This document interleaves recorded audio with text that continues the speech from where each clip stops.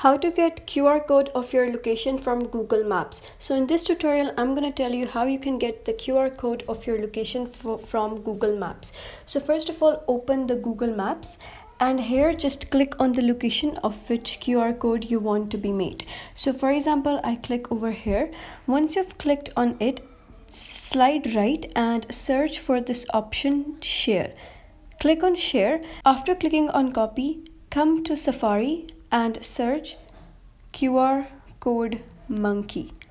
And once when you search for QR code monkey, slide down, just skip the sponsored websites and click on this qrcodemonkey.com.